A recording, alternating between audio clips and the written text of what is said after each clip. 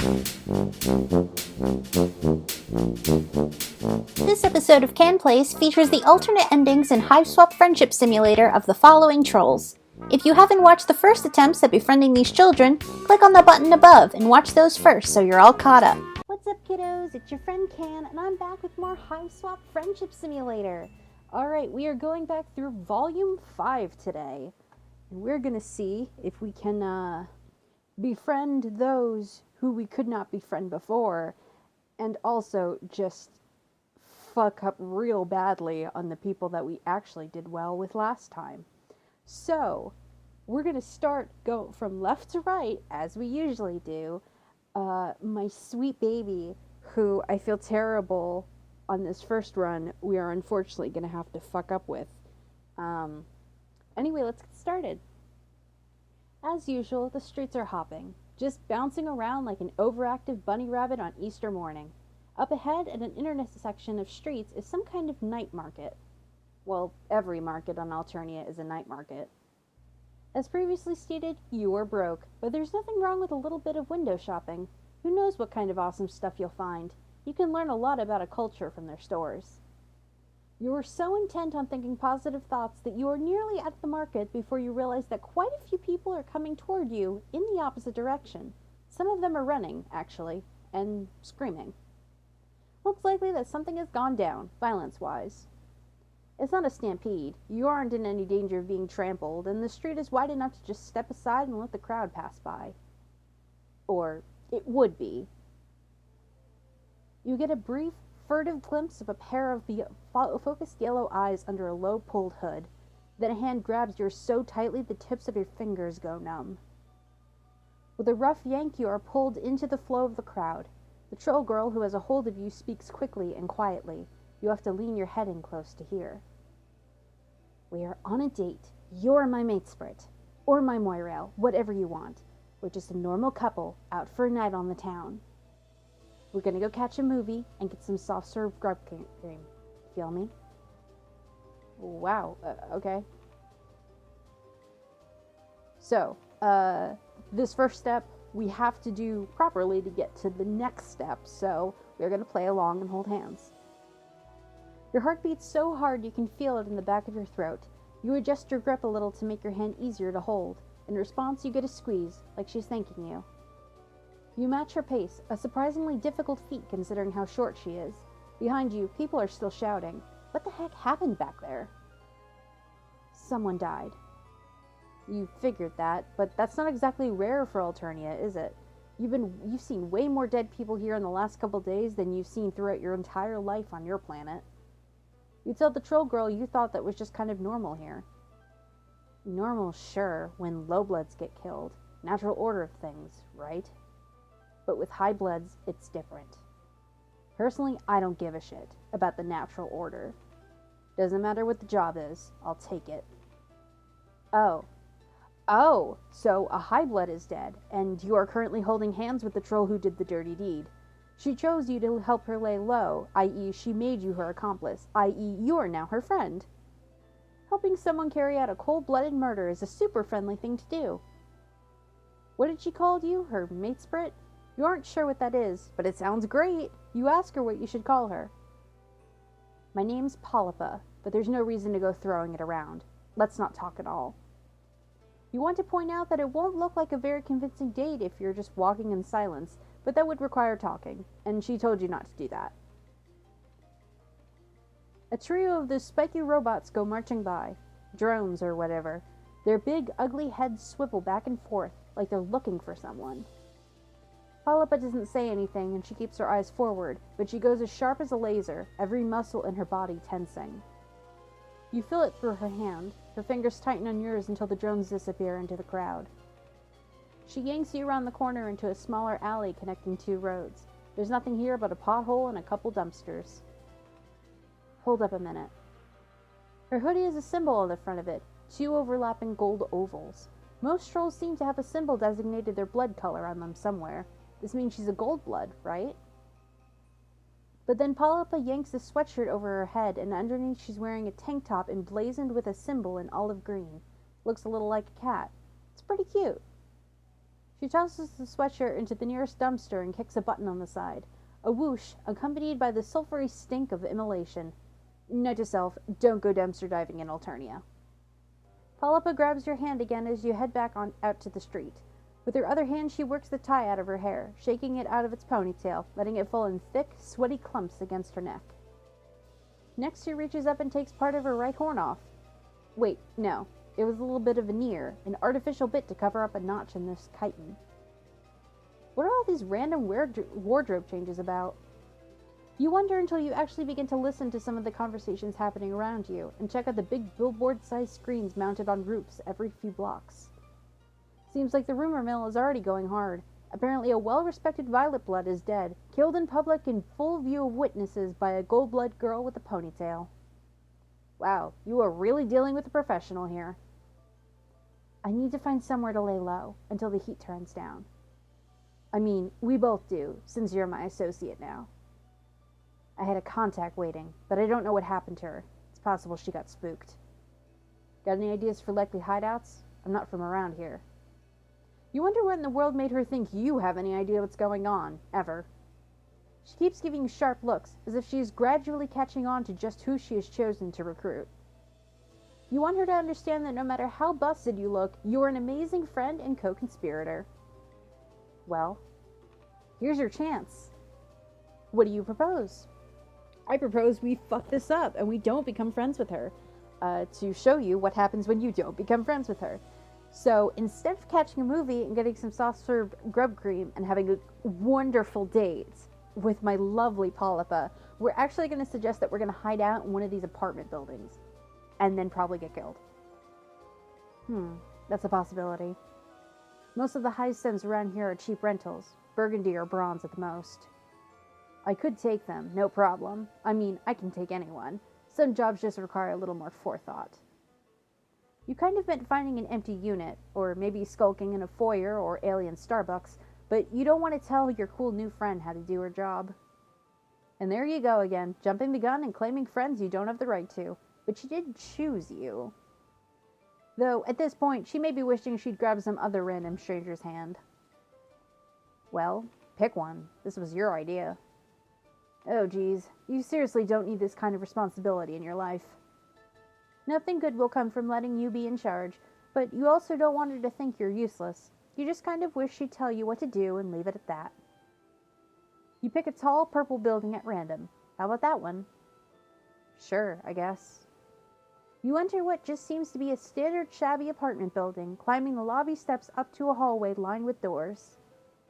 This could be any apartment on Earth, but instead of letters on the nameplates, there's those colorful symbols. They remind you a little of zodiac signs.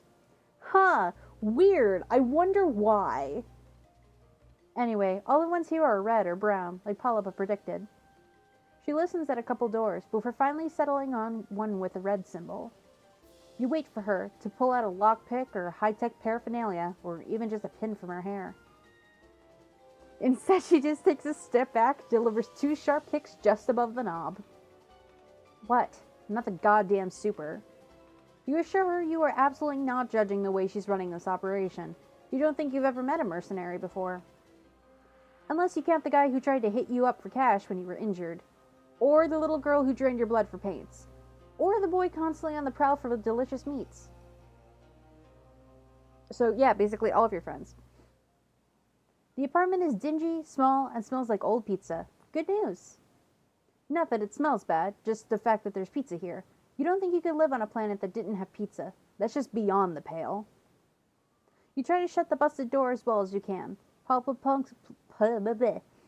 plunks herself down on the couch and pulls out her phone, or what had Skyla called it? A palm husk?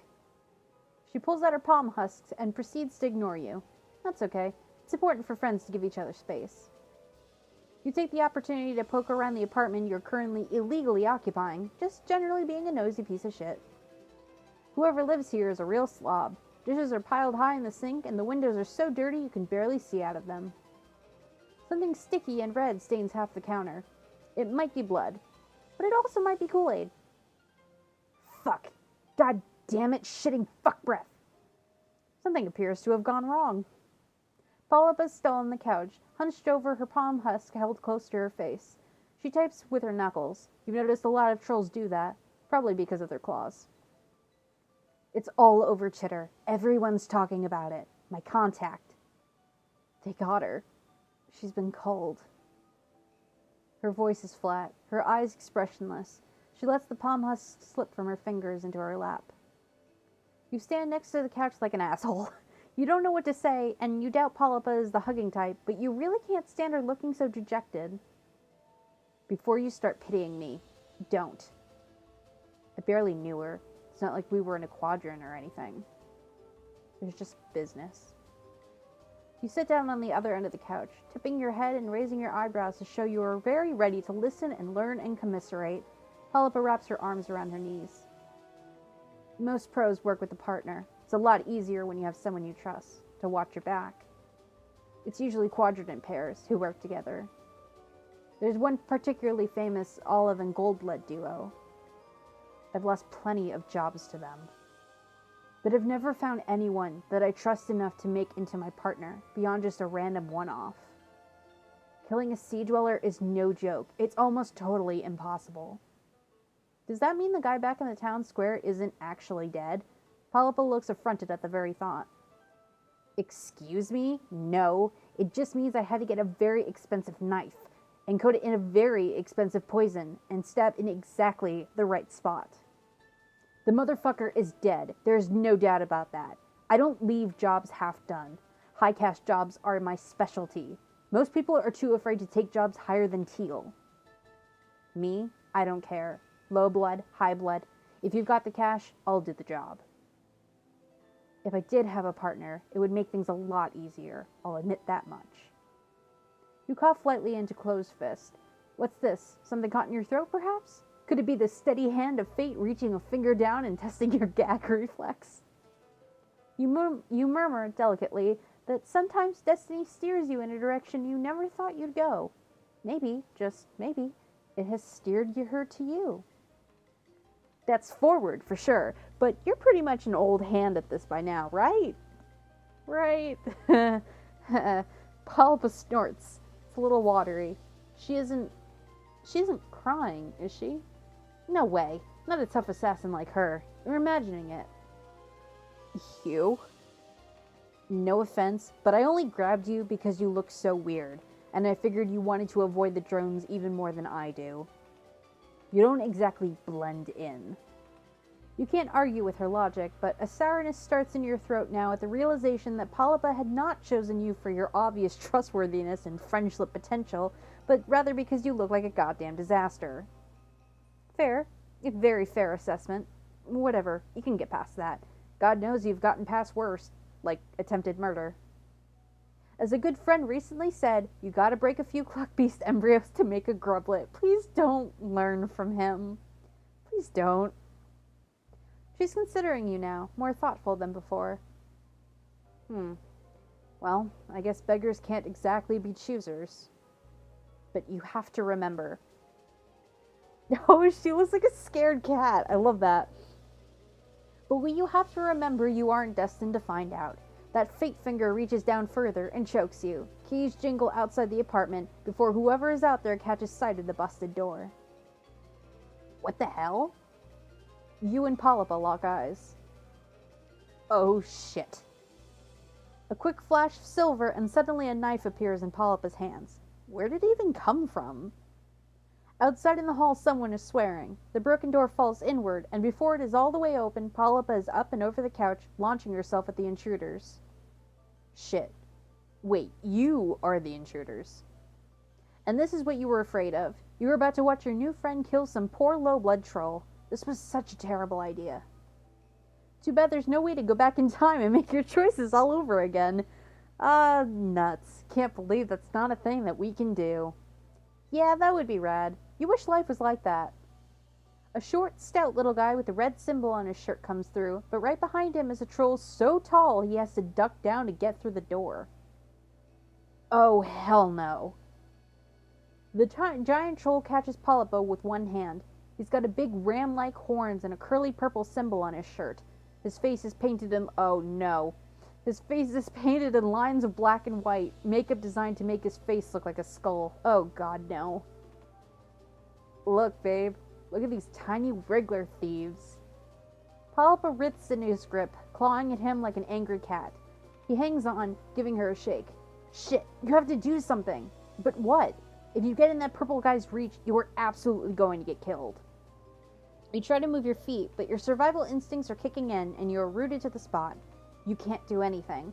You are useless. You don't even know what happened to Polypa's knife. God, you wish you had taken some self-defense classes back on Earth. The Highblood gives Polypa a wide smile and tosses her across the room like he's lobbing a dodgeball. She lands on her back, rolls to her feet, and bolts for the window. Of course he would have a Highblood mate split. The Highblood turns to you and sticks out a big gray tongue, and wow, suddenly you can move your feet again. You throw yourself out the window after Polypa. You are only 1 floor up, but that's 1 floor more than you would like to be when falling out of a building. Your fall is broken by Polypa, meaning you get a collection of bony elbows and knees applied to your gut. She bares her teeth at you. Get off, idiot! You're definitely going to call the drones. We've got to run. You roll your big floppy body off of her and hustle to keep up as she peels off down the street. You throw one last glance over your shoulder to see the 2 guys hanging out the window. The Highblood waves lazily. Polypa starts out strong, but pretty soon she's limping and leaning on your shoulder. A jagged piece of glass is wedged in her calf muscle. Ugh, that can't feel good. You lean down to get a closer look. You're no doctor, but recently you've become an expert in acute injuries. What the hell? Stop! You want me to leave a blood trail? We need to split up, now that we've been seen together. Your heart sinks all the way to your aching feet. God, you've been so sure you had this one on lock. You mention, half mumbling to yourself, that maybe it would be better if you stayed together. Safety in numbers and all that. Oh yeah? Maybe safety for you. This was a terrible idea. I can't believe I ever trusted that someone could have my back. Yeah, let's do another one of your amazing plans. Sounds great. She leaves you at an intersection of streets. Even though she's no longer leaning on you, you nevertheless feel a heaviness settle inside you. Philosophically. A deep fatigue so intense you want to curl up on the ground. So you do. Ah, game over. Was that at least your ass didn't kill her? This is gonna be the silver lining every single time we fuck up one of these. It's just at least our ass didn't kill her. God, that's not like a great silver lining, but I guess that's about all we have to look forward to. I'm sorry, Polypa. Okay, so, yeah, that's what happens when things don't go great with Polypa. But now on the flip side of that, our second friend here from Volume 5, we do get to befriend, because last time we did not. But, unfortunately, I'm not looking forward to this one, honestly, guys. Your stroll takes you into a nice part of town that seems to have larger, more McMansion-style hives. Based on your past experience on Eternia, you're not quite certain that upper-class enclaves equal safety for you, but you might as well explore. You never know where you'll blah, blah, blah, blah, blah. Yeah, blah, blah, blah, blah. The power of positive thinking must be on your side, because someone emerges out of the shadows of these sprawling suburbs. Here we go. Oh, hello there. I don't believe we've met. I'm sure I would have remembered someone with such unique looks. You don't know where you are, do you? By this point in your time in Alternia, you don't know if it's wise to admit that you're lost and naive to the ways of the world, but you don't know what you could say to try and convince this guy that you've got any kind of street smarts. You nod your head reluctantly, but he actually looks more interested in you after the confirmation that you're new to the neighborhood. Have you perhaps found someone who likes you for your vulnerability and naivete? That would sure be fantastic luck. It's a good thing that I found you. Not everyone is as respectful of lowbloods as I am. Oh, but I shouldn't make assumptions just because you're not much to look at. My bad. God, fucking back up. I don't mean to be forward, but you're just so interesting. Mind if I ask what color your blood is? You hesitate. While you're still terrifyingly ignorant of the intricacies of Alternian society, you're starting to feel terrifyingly informed about the role that blood color plays in this world. And you've managed to gather by now that plain old human red isn't considered one of the better colors to have. What do? Lie and say you have a high blood color, or tell the truth? So to continue on, we must tell the truth. Red, huh? Wow, that's so unique. I've always liked the color red. I don't think I've ever filled a quadrant with a red blood before. I don't think I've ever made friends with a red blood before. You don't know what a quadrant is, or what it means to fill one. Given your experience on this planet so far, you're nervous that it could mean something violent. But you don't want to further expose your ignorance, so you just say that you're as excited for this friendship as he is. You come on strong. Nice. You need a place to stay for the day, right? I can help you out with that. I've got plenty of spare rooms for guests in my hive. You know, because I believe it's important to help out the unserved members of the community, underserved community. Blah, blah, blah. He's just being a piece of shit. My hive is this way. Shall we? You follow him down the street. You guess it must qualify as a nice night, because you see lots of other trolls walking around here too. Most of them are dressed as nice as Zebruh, and you see a few shabbier looking trolls that must be low-bloods walking with high-bloods. Today is actually Flushed Affirmation Day, so you'll see a lot of trolls taking their mate sprits out to celebrate. Lucky for you, my flush quadrant is currently empty, so I'm all yours tonight. That sounds a little weird. Run! Fucking run! He doesn't need to be all yours, you assure him. You're an easygoing individual who's happy to share their friends with plenty of other friends. Sure. Sharing can be a good time if you're into that. I could be, speaking personally. Like, maybe with 2 low-bloods. But not in an objectifying way. Everyone involved has got to respect each other, you know? Wow, what? You have no idea how your innocent comment about friendship got taken to this particular place. You decide that maybe the best thing to say here is nothing, because who knows how he might misinterpret you next. Looks like there are a lot of high-blood, low-blood couples out tonight for the holiday. Pretty unusual to see in this neighborhood, to be honest. It's sad, but most of these low-bloods are probably with their mate sprits because it's socially advantageous. Pretty shitty of the high-bloods to take advantage of that, but not everyone is as socially conscious as I am. I think it's super terrible when high-bloods don't treat the low-blood mate sprits like the queens that they are. You look around at all the other couples. The class divide is pretty noticeable, and some of the high-blood trolls have scornful looks on their faces when talking to their low-blood dates. One troll dressed in cerulean is making her shabbily dressed mate sprit kneel down so he can give her a ride on his shoulders. It could maybe be a cute coupley thing, you guess, except she's sure laughing a lot and has the heel of her boot resting into the back of his neck. You don't want to speculate about what people might be into, but it does seem kind of humiliating. Fucking face. Zebruh sees where you're looking and shudders theatrically. In the process of waving his arms around in disgust, he slips an arm over your shoulders. And that's when I have this face of disgust.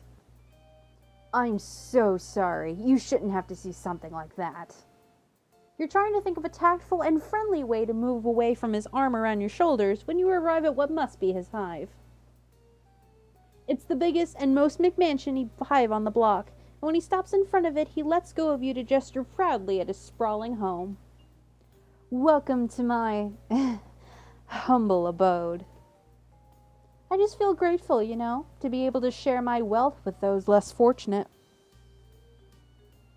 Ugh. When you walk inside the front door, you're greeted by a very distinguished-looking white zebra. It has normal zebra markings all over its body, except for around its neck, where the dark gray zags have formed a shape that looks like a bow tie, almost like it's wearing a suit. You don't know how its zebra face is managing to radiate pure disdain when it looks at you, but that is unquestionably the energy you're getting. Don't mind my Lucis. He's kind of socially old-fashioned. But he lets me keep lowbloods around the hive to help out and stuff, so he's not all bad. Let me give you the grand tour. As Zebruh takes you through the spacious hive, you can see other trolls in several of the rooms. Most of them aren't wearing clothes as nice as Zebruh's. You're guessing these are the lowbloods he just mentioned? They seem to all be doing chores, sweeping, cooking, exchanging green slime in troll-sized bathtubs for other, possibly fresher green slime. Each of them glances up at you and Zebruh when you pass by, then looks deferentially away. The Zebruh Lucis is following you, and every time you exit a room it pauses in the doorway to whinny out what could be orders, or possibly he's just berating them. You arrive at an empty ballroom-looking space upstairs, where several low-blood trolls are hard at work cleaning up the remains of what must have been quite a party. Zebruh seems to notice you noticing how all the trolls in here are scrubbing the floor, and how they're all avoiding your eyes. See? I told you I'd take in plenty of guests. I believe it's important to promote diversity, you know? So that's why you don't see other indigo bloods here. Yeah, sure. Looks like all the guests are busy today. Well, an important part of communal living involves contributing your labor when it's necessary. Right, guys? A few lowbloods mutter an affirmation, while others just put their sponges and mops down to prostrate their whole bodies on the floor. Zebruh looks a little uncomfortable with the bowing, but not that uncomfortable. Come on, go forward. He doesn't introduce you to any of them. They don't all realize yet that my hive is a sanctuary from the harsh injustices of the outside world. Anyway, enough about my low-blood guests. Let's take care of you, shall we? Perhaps his Lucis has had enough of tolerating your presence, because it takes the opportunity to stop following you and go huff at more of Zebruh's guests. Now, for better or worse, you are alone, and Zebruh has turned all of his attention on you. His smile seems very friendly. You want to see it as friendly. The night is still young. I'm happy to do whatever you want to do. If you feel like going out on the town to celebrate Flushed Affirmation Day, I have lots of other friends I could introduce you to. Help you meet the right kind of culture, you know? Or if you're tired, I can show you to your guest room now and we can have a nice night in. Go out or stay in? I was so desperate to go out last time just so I can, make a run for it. But unfortunately, that is not how you befriend this fuckwad. So, show me to my room, please. You think that going out with Zebruh on Flushed Affirmation Day might potentially give him the wrong idea. And besides, you're pretty tired, so you don't feel like going out. You tell him how you're ready to retire to your guest room now. Sure. Oh, bruh, by the way, I'm sorry, did you call me bruh? Oh, bruh, what? What? What? Okay. That just took such a right turn. Left turn. Right turn? It took a left and a right turn. Sure. Oh, bruh. By the way, have you heard of Chixie Roxmer? I do know Chixie from the roll call, the troll call, which I am assuming we will meet soon in a future episode. Stay tuned. But no, I don't personally know her yet. You probably haven't. You don't seem like you're a very serious music fan. But you've got a great opportunity tonight to learn from me. One of her low-blood musician friends is playing a show for the holiday, and I can get us in because I'm super connected to the scene. We should go just in case she's there. Okay, why is it that... It makes sense that no matter what choice you pick, he makes you do the opposite, so alright. You could have sworn you told him you wanted to stay in tonight, but okay. You can gather the remains of your energy and go out to this concert with him. That's what a good friend would do. He takes you across town to the concert, only trying to hold your arm or hold your hand or put his arm around you a couple of times on the way, so it could be worse. Maybe hand-holding is totally platonic in Alternia? You hope so.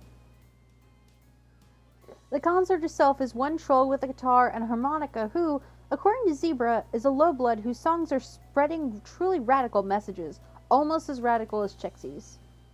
You enjoy the tunes as much as you can, but you don't understand what the lyrics are trying to say. You ask Zebruh what the lyrics mean, since the message is apparently important to him, but he gets annoyed with your question. What? The lyrics are about, well, they're about a lot of things. Social justice and oppression and stuff. It's hard to explain to someone who doesn't already get it. Like, if you're not on my level already, get on my fucking level, bro. I don't know what I can really say, you know? God, back the fuck up. It scares the hell out of me every time he does that. But enough about the music. I want to talk about you. What sort of things are you into? You haven't had many opportunities on Alternia to talk about your interests. How exciting. You said that you like playing games, but he's already interrupting you. Cool, sounds great. Really interesting stuff. But what's your quadrant situation like? It's harder to pretend that you know what he's talking about now that he's asked you about quadrants directly. You admit that you have no idea what he means by quadrant situation. Whoa, you're even more clueless than I thought.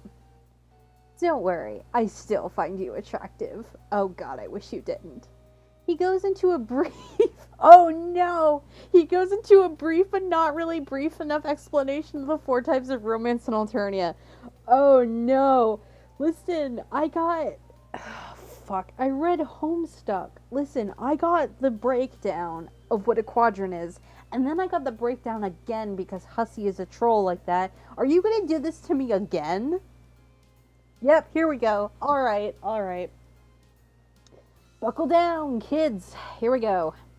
Matespership, the flushed quadrant, which to you sounds the most analogous to human romantic partnerships. Moral allegiance, the pale quadrant, which sounds like an exceptionally codependent friendship by human standards. Auspicicism, the ashen quadrant, which you don't understand at all. Enkismisiitude, the black quadrant, which just sounds like repeatedly hooking up with someone you hate.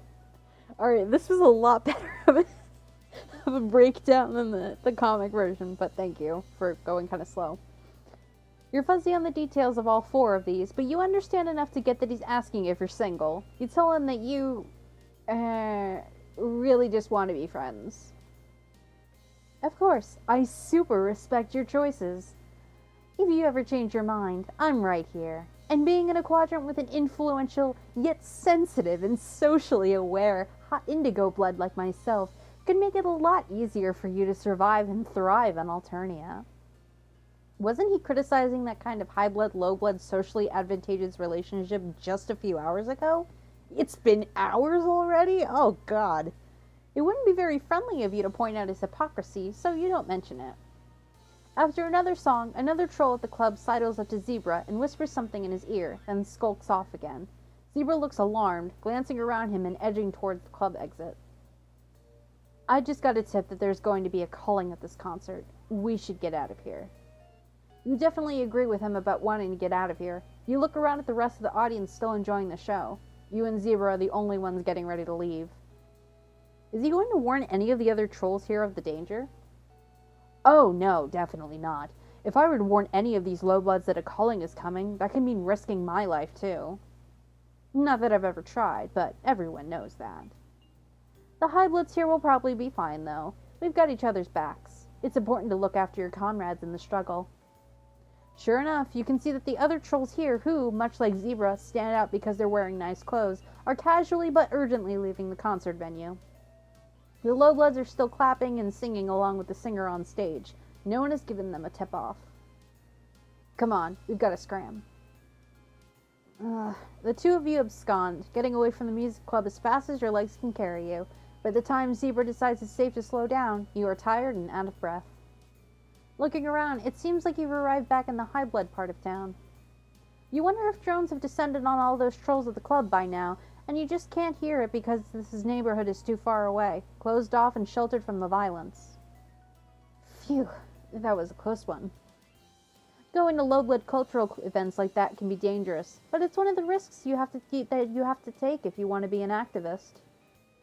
I can't tell you how many times I've risked a culling to fight for low-blood rights. Civil disobedience is the only way to fight the authoritarian state. Shut the fuck up. He turns to you and takes one of your hands in both of his, looking deep into your eyes. You better not. Ugh, he did it. Ugh. I just think it's so cool how you supported me back there when we risked our lives for the cause. That's probably the best way you can contribute as an activist and ally, you know, by supporting me. And speaking of activism, we were talking about quadrants earlier. Let's get back to that. This guy just does not want to take no for an answer. Once again, you reiterate that friendship is what you're looking for here. He nods enthusiastically and squeezes your hand tighter. Fuck yeah, I love friendship. I've always believed that a strong friendship is the best foundation for any successful romantic relationship. And many trolls start by being friends first and enter into a quadrant later. Even if you try to be friends but then fight too much, that can still prepare you for a colligonous quadrant. Either way, the thought of being your friend makes my blood pusher beat a little faster. Sure, you say, if that's what we're doing is extolling the benefits of friendship, then boy do you have some things to add to this list. For instance, friendship can give you a sense of platonic companionship with your fellow man, and friends can also come in handy when you need someone to help you move or take you to the airport or other non-romantic activities. You think friendship is a great thing to pursue in it for its own merits. Friendship is so great that once you have it, why would you want anything more? Hell yeah, totally, you're so right that friendship is a great first step. Did you enjoy the concert tonight? I don't enjoy your face. Did it persuade you to be an ally for low blood rights? You think that, going by your blood color and how often you have almost gotten killed by those more powerful on this planet, you're more like a member of the oppressed underclass than you are an ally. But you decide not to split hairs and just tell them that yes, you'll be an ally to yourself. That's fantastic. I'm so happy to hear that. If you're an ally to lowbloods, then I'll allow you to be my mate sprit. Friend, you correct him. You can be his friend. Right, sure, yep, I meant to say friend. He lets go of your hand finally, which at least counts for a partial victory, and winks. Victory? Can we change those exclamation marks to a question mark? Because, oh, I don't think the friendship was worth it. No.